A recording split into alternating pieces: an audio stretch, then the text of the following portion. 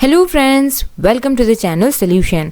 आज के इस वीडियो में हम आपको बताएंगे डिफरेंट ग्लासवेयर्स एंड एपरेटस के बारे में जो कि कॉमनली यूज़ किए जाते हैं डिफरेंट लैबोरेटरीज का पार्ट 3। इससे पहले पार्ट्स मीन्स पार्ट 1 और पार्ट 2 का वीडियो लिंक आप इस वीडियो के डिस्क्रिप्शन बॉक्स में देख सकते हैं। तो आइए शुरू करते हैं। ये जो आप ट्यूब देख रहे हैं इसको थिल्स ट्यूब कहा जाता है और इसको इन्वेंट किया गया by the scientist Johannes Thales और इसी कारण से इस ट्यूब का नाम थिल्स ट्यूब पड़ा। और इस थिल्स ट्यूब को यूज़ किया जाता है मेल्टिंग पॉइंट डिटर्मिनेशन के लिए, मीन्स किसी भी सब्सटेंस के मेल्टिंग पॉइंट को डिटरमाइन करने के लिए यूज़ किया जाता है। और जैसा कि आप देख सकते हैं ये टेस्ट ट्यूब की तरह है या कह सकते हैं बॉइलिंग ट्यूब की तरह है जो कि बोरोसिलिकेट ग्लास का बना हुआ है। और लोअर साइड में आप देख सकते हैं इस तरीके से वी ट्यूब दिया गया है या कह सकते हैं वी शेप का हैंडल है। और किसी भी सब्सटेंस के मेल्टिंग पॉइंट को डिटरमाइन करने के लिए क्या किया जाता है, इस थिल्स ट्यूब के अंदर ऑयल जैसे कि लिक्विड पैराफिन को फिल कर दिया जाता है up to the upper mark of the V tube, means जो वी ट्यूब है उसके अपर मार्क तक हम लिक्विड पैराफिन को फिल कर देते हैं। और उसके बाद क्या किया जाता है, हम कैपिलरी ट्यूब लेते हैं और उस कैपिलरी ट्यूब के जो वन साइड जो उसकी ओपनिंग होती है उसको सील कर दिया जाता है और उसमें सैंपल फिल कर देते हैं, सैंपल जिसका मेल्टिंग पॉइंट डिटरमाइन करना है। और उसके बाद उस कैपिलरी ट्यूब को अटैच कर दिया जाता है, मीन्स टाई कर दिया जाता है, बांध दिया जाता है विद द थर्मामीटर थ्रेड की मदद से।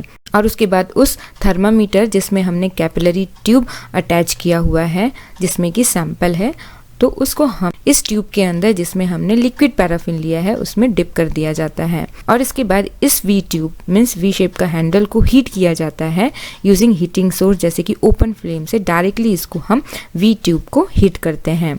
तो कन्वेक्शन करंट के थ्रू क्या होगा, हीट जो है यूनिफॉर्मली डिस्ट्रीब्यूट होगा through out the tube means through out the oil inside the tube. और टेम्परेचर इंक्रीज होते जाएगा और जैसे ही टेम्परेचर उस सब्सटेंस के मेल्टिंग पॉइंट तक पहुंचेगा तो क्या होगा, वो सब्सटेंस जो है कैपिलरी ट्यूब के अंदर मेल्ट हो जाएगा। तो कैपिलरी के अंदर वो जो सैंपल जिस टेम्परेचर में मेल्ट हुआ है उस टेम्परेचर को उस थर्मामीटर के थ्रू मेजर कर लिया जाता है। तो इस तरीके से हम इस थिल्स ट्यूब की मदद से किसी भी सब्सटेंस के मेल्टिंग पॉइंट को डिटरमाइन करते हैं।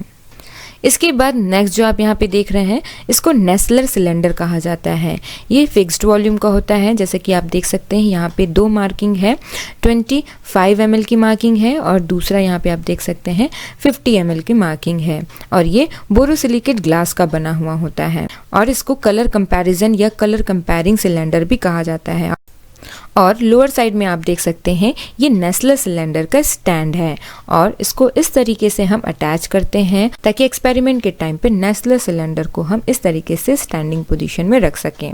और इस नेस्लर सिलेंडर को यूज़ किया जाता है डिफरेंट कलोरीमेट्रिक एनालिसिस के लिए। मीन्स क्या किया जाता है, इस नेस्लर सिलेंडर में सैंपल सोल्यूशन जो हम फिल करते हैं तो उसके कलर और अगर टर्बिडिटी है तो उसकी टर्बिडिटी को कंपेयर किया जाता है दूसरे नेस्लर सिलेंडर जिसमें कि स्टैंडर्ड सोल्यूशन हमको फिल करना होता है। इस नेस्लर सिलेंडर को लिमिट टेस्ट के लिए यूज़ किया जाता है, limit test of heavy metals, limit test for the detection of the impurities, जिसमें सैंपल सोल्यूशन के कलर या टर्बिडिटी को कंपेयर किया जाता है स्टैंडर्ड सोल्यूशन के कलर और टर्बिडिटी से। इसके बाद नेक्स्ट जो आप यहाँ पे देख रहे हैं इसको ग्लास क्यूवेट कहा जाता है। ये कलरीमीटर का ग्लास क्यूवेट है और इसमें आप देख सकते हैं इसका फ्लैट बॉटम है और इस क्यूवेट में हम सैंपल सॉल्यूशन को फिल करते हैं स्पेक्ट्रोस्कोपिक मेजरमेंट के लिए बाय यूजिंग कलरीमीटर। मीन्स क्या किया जाता है, सैंपल सॉल्यूशन को हम इस क्यूवेट में डालते हैं और उसके बाद उसको कलरीमीटर में ट्रांसफर कर दिया जाता है जहाँ पे सैंपल को रखना होता है। और इसके बाद जो लाइट का बीम है वो पास किया जाता है इस सैंपल से, तो सैंपल सॉल्यूशन में जो भी सब्सटेंस है वो सब्सटेंस एब्जॉर्व करता है या ट्रांसमिट करता है लाइट को अकॉर्डिंगली और उसके अकॉर्डिंग सैंपल की एनालिसिस की जाती है। और क्योंकि ये कलरीमीटर ग्लास क्यूवेट है तो इसको यूज किया जाता है विजिबल रेंज में किसी भी सैंपल की एनालिसिस करने के लिए। इसके बाद नेक्स्ट जो आप यहाँ पे देख रहे हैं इसको सिंटर्ड ग्लास फनल फिल्टर कहा जाता है और इसमें आप देख सकते हैं ये सिंटर्ड ग्लास फिल्टर प्लेट है या कह सकते हैं सिंटर्ड ग्लास फिल्टर डिस्क लगा हुआ है। और यहाँ पे आप देख सकते हैं ये इसकी ओपनिंग है और ये आप देख सकते हैं इसका शेप फनल लाइक है और ये बोरोसिलिकेट ग्लास का बना हुआ है, 35 ml की कैपेसिटी है और ये G4 ग्रेड का सेंटर ग्लास फिल्टर है। G4 ग्रेड मतलब कि डिफरेंट ग्रेड्स के सेंटर ग्लास फिल्टर होते हैं grading according to the pore size. तो ये G4 है, मीन्स इसका जो पोर साइज होता है, मीन्स जो सेंटर डिस्क में जो पोर्स होते हैं उसका जो साइज होता है 5 to 15 माइक्रोन का होता है। और इसमें जो सिंटर्ड ग्लास फिल्टर प्लेट होता है, या कह सकते हैं सिंटर्ड ग्लास फिल्टर डिस्क जो होता है वो बहुत ही फाइनली पोरस ग्लास का होता है, जिसके थ्रू गैस या लिक्विड पास होता है। इसी कारण से इसको गैस या लिक्विड के फिल्ट्रेशन के लिए इसको यूज किया जाता है। इसमें क्या किया जाता है, जो फाइनली ग्लास पार्टिकल्स होते हैं उसकी सिंटरिंग की जाती है इनटू दी स्पोरस सॉलिड। और इस सिंटर ग्लास फिल्टर को हम यूज करते हैं डिफरेंट एनालिटिकल वर्क के लिए, जिसमें बहुत ही फाइन प्रेसिपिटेट्स या फाइन पार्टिकल्स को हमको रिमूव करना होता है फ्रॉम द सोल्यूशन, या अगर हमको स्टेराइल सोल्यूशन बनाना है फंगस, बैक्टीरिया या अदर कोई कंटामिनेशन को रिमूव करके स्टेरलाइज करना है, तो स्टेराइल सोल्यूशन बनाने के लिए भी हम इस सिंटर ग्लास फिल्टर को यूज करते हैं। इसके बाद नेक्स्ट जो आप यहाँ पे देख रहे हैं इसको ग्लास स्पिरिट लैम्प कहा जाता है, और ये यूज किया जाता है डिफरेंट हीटिंग पर्पस के लिए। आप यहाँ पे देख सकते हैं ये इसका ग्लास कवर है और इसको विक कहा जाता है, और ये जो विक है इस मेटल स्क्रू के थ्रू अटैच है, मीन्स ये मेटल स्क्रू विक के सपोर्ट के लिए होता है। और नीचे आप देख सकते हैं इसमें स्पिरिट फिल कर दिया जाता है, इसमें अभी स्पिरिट भरा हुआ है और विक को कंप्लीटली इस स्पिरिट में डिप कर दिया जाता है। तो इस स्पिरिट लैम्प के वेजल में जो स्पिरिट है वो विक में कैपिलरी एक्शन के थ्रू विक के टिप में आएगा, और हम किसी मैच स्टिक या लाइटर की मदद से इसको हम इस तरीके से जला सकते हैं। तो ये जो स्पिरिट लैम्प है, ग्लास के अलावा ब्रास या स्टेनलेस स्टील का भी स्पिरिट लैम्प अवेलेबल होता है, और इसको हम यूज़ करते हैं डिफरेंट केमिस्ट्री या माइक्रोबायोलॉजी लैब में। केमिस्ट्री लैब में इसको यूज़ किया जाता है डिफरेंट हीटिंग पर्पस के लिए, जैसे लिक्विड को बॉयल करने के लिए या कंबशन के लिए इसको यूज़ किया जाता है, मीन्स किसी सब्सटेंस को, किसी केमिकल को बर्न करने के लिए in the presence of oxygen, या इसको यूज़ किया जाता है माइक्रोबायोलॉजी में for the sterilisation purpose, means अगर किसी लैब इक्विपमेंट को हमको स्टरलाइज करना है इन द डायरेक्ट फ्लेम में, मीन्स फ्लेम हीटिंग स्टरलाइजेशन करना है, तो हम इस स्पिरिट लैम्प को यूज करते हैं। जैसे कि लैमिनार एयर हुड में अगर इनोकुलेशन कर रहे हैं, किसी माइक्रो ऑर्गेनिज्म को ट्रांसफर कर रहे हैं न्यूट्रिएंट मीडिया में, तो इनोकुलेटिंग लूप को डायरेक्टली इस फ्लेम में स्टरलाइज किया जाता है और उसके बाद माइक्रो ऑर्गेनिज्म को ट्रांसफर किया जाता है तो न्यूट्रिएंट मीडिया या और किसी पर्पस के लिए, जैसे कि हमको कैपिलरी ट्यूब के वन एंड को सील करना है ताकि हम उसमें किसी सैंपल को फिल कर सके, तो उसके लिए भी हम स्पिरिट लैम्प को यूज़ करते हैं। और डिफरेंट टाइप के हीटिंग पर्पस के लिए इस स्पिरिट लैम्प को यूज़ किया जाता है, और इस तरीके से हम स्पिरिट लैम्प के टॉप कवर को लगा के फ्लेम को बुझा सकते हैं। नेक्स्ट जो आप यहाँ पे देख रहे हैं इसको कैपिलरी ट्यूब कहा जाता है, या यहाँ पे लिखा हुआ है melting point micro capillary tube, और यहाँ पे इसका जो लेंथ है वो 75 mm लिखा हुआ है, और ये बोरोसिलिकेट ग्लास का बना हुआ है। और यहाँ पे आप देख सकते हैं ये बहुत ही थिन ट्यूब है, ग्लास का बना हुआ है, और इसमें दोनों तरफ इसका ओपन होता है, और इस कैपिलरी ट्यूब को यूज़ किया जाता है किसी भी लिक्विड सैंपल को कलेक्ट करने के लिए। और लिक्विड जो है इस ट्यूब के अंदर किस तरीके से फ्लो करता है, इस कैपिलरी ट्यूब के अंदर लिक्विड फ्लो करता है बाय द कैपिलरी एक्शन। और इस कैपिलरी ट्यूब को बहुत ही कॉमनली यूज़ किया जाता है डिफरेंट मेडिकल और रिसर्च फील्ड्स में, किसी भी सैंपल लिक्विड को इस कैपिलरी ट्यूब में ड्रॉ करने के लिए फॉर द एनालिटिकल पर्पस, जैसे कि ब्लड सैंपल को, या और ये जो कैपिलरी ट्यूब है ये डिफरेंट साइज में अवेलेबल होते हैं, डिफरेंट थिकनेस में अवेलेबल होते हैं। इस कैपिलरी ट्यूब को यूज किया जाता है थिन लेयर क्रोमेटोग्राफी या पेपर क्रोमेटोग्राफी के टाइम पे, मीन्स थिन लेयर क्रोमेटोग्राफी या पेपर क्रोमेटोग्राफी में जब हमको बहुत ही स्मॉल अमाउंट में सैंपल को ट्रांसफर करना होता है, मीन्स सैंपल की स्पॉटिंग करनी होती है टीएलसी प्लेट्स में, या पेपर क्रोमेटोग्राफी के पेपर में जब हमको सैंपल को स्पॉट करना होता है, तो हम इस कैपिलरी ट्यूब की मदद से हम सैंपल को ड्रॉ करते हैं स्मॉल अमाउंट में, और फिर उसको स्पॉटिंग की जाती है सैंपल की ऑन द टीएलसी प्लेट और ऑन द पेपर। और इसके अलावा इस कैपिलरी ट्यूब को जस्ट अभी हमने आपको बताया इसको यूज़ किया जाता है मेल्टिंग पॉइंट डिटर्मिनेशन के टाइम पे, मीन्स क्या करते हैं इस कैपिलरी ट्यूब के वन एंड को सील कर दिया जाता है, और सॉलिड सैंपल जिसके मेल्टिंग पॉइंट को डिटरमाइन करना है उसको इस कैपिलरी ट्यूब में फिल कर दिया जाता है, और उसके बाद उसकी मेल्टिंग पॉइंट डिटरमाइन की जाती है। इसके बाद नेक्स्ट जो आप यहाँ पे देख रहे हैं इसको स्प्रेइंग बॉटल बोला जाता है, या इसको लेबोरेटरी रिएजेंट स्प्रेयर बोला जाता है विथ रबर बल्ब अटैच है इसमें।